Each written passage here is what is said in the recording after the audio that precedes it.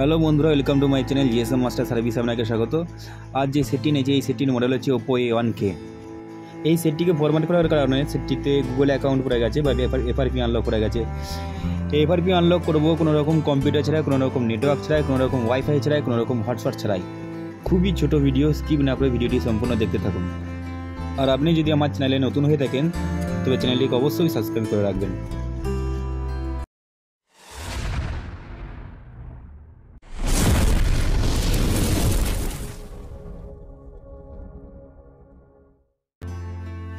Emergency কলে tap দেওয়ার পর এরকম একটা ইন্টারফেস এসে যাবে।